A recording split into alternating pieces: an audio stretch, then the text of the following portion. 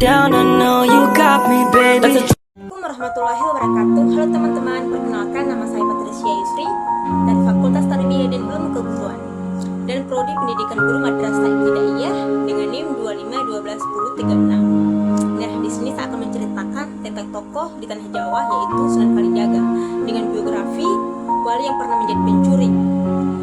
Sunan Kalijaga dengan nama asli Raden Mas Said atau Joko Said diperkirakan lahir sekitar tahun 450 Masehi di Tuban.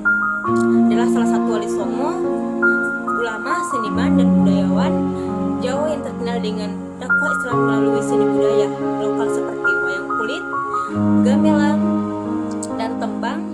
Misalnya ilir-ilir, gundul-gundul pacul untuk menyatukan Islam dengan berbudaya Jawa secara luas dan toleran. Awalnya bernama Joko Said, ia dikenal sebagai perampok yang kemudian bertobat setelah bertemu Sunan Bonang menjadi penasihat pemerintahan dan arsitek. Nah, bagaimanakah kisah selanjutnya? Tanpa berlama-lama, mari kita simak video selanjutnya. Sunan Kalijaga bernama Raden Mas Said. Beliau adalah putra Adipati Tuban yang bernama Tumenggung Wilatikta. Tumenggung Wilatikta sering disebut Raden Sahor. Walaupun dia ini termaksud keturunan Ranggalawe yang beragama Hindu, tapi Raden Sahor sendiri sudah masuk agama Islam.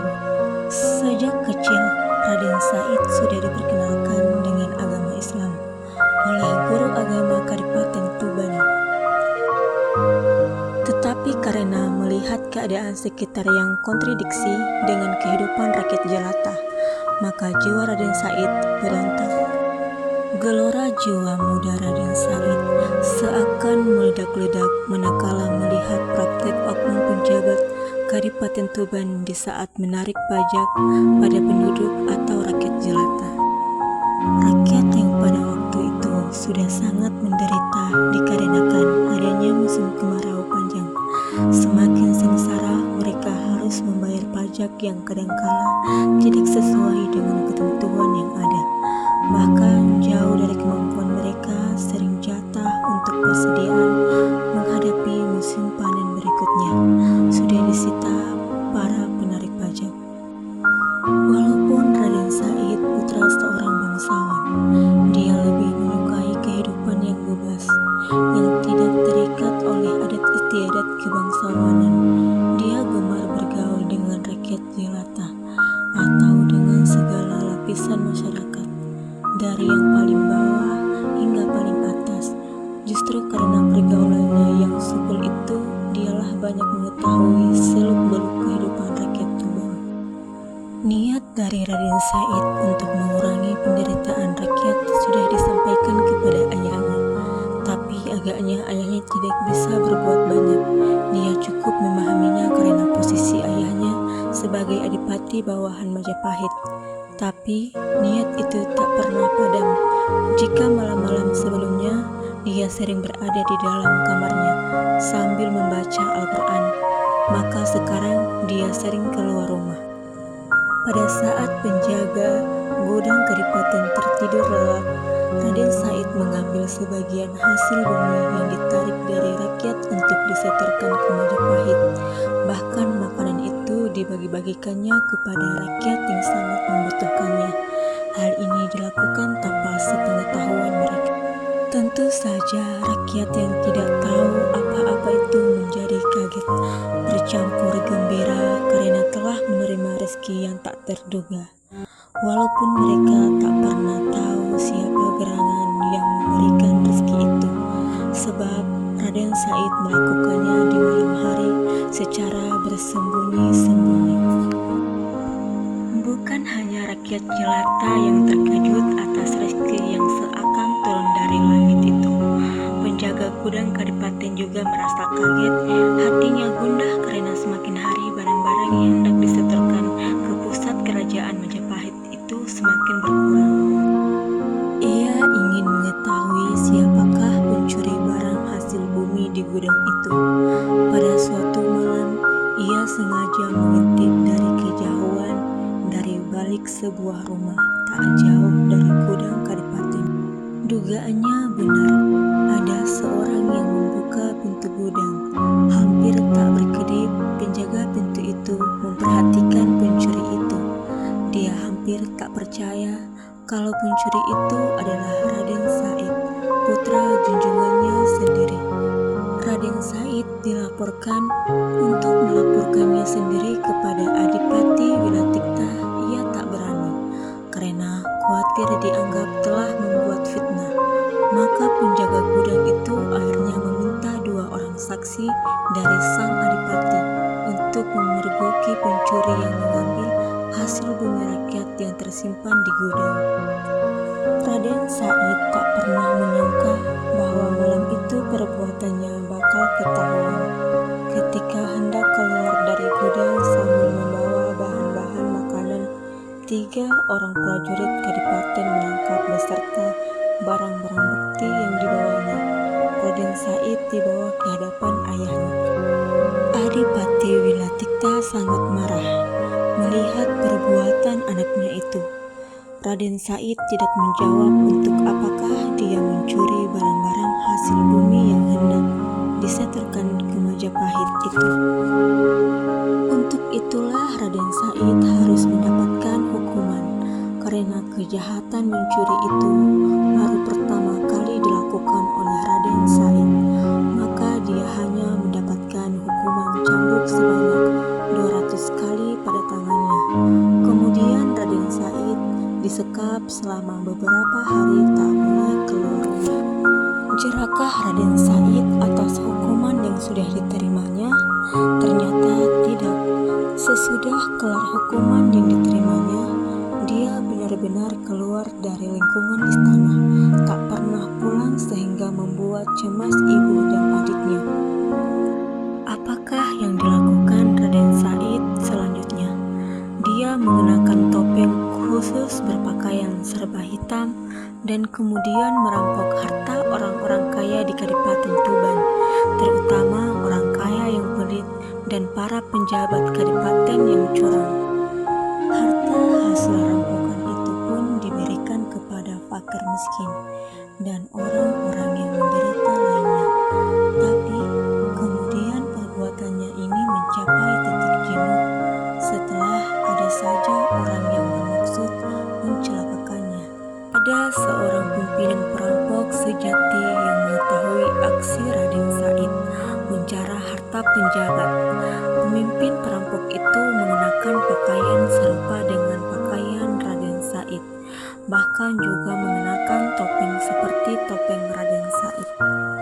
Pada suatu malam, Raden Said yang baru saja menyelesaikan sholat Isya mendengar jerit tangis para penduduk desa yang kampungnya sedang dijarah perampok. Dia segera mendatangi tempat kejadian itu. Begitu mengetahui kedatangan Raden Said, kawanan perampok itu segera berhamburan melarikan diri. Tinggal pemimpin perampok saja yang sedang tengah terlihat menodai seorang gadis. Raden Said berusaha menangkap perampok itu, namun pemimpin perampok itu berhasil melarikan diri. Tiba-tiba saja terdengar suara kentongan dipukul bertalu-talu, hingga penduduk dari kampung lain pun berdatangan ke tempat itu. Pada saat itulah si gadis itu memegang erat-erat tangan Raden Said. Raden Said pun menjadi panik dan kebingungan. Para pemuda dari kampung menerobos masuk dengan senjata terhunus. Raden Said ditangkap dan dibawa ke rumah kepala desa.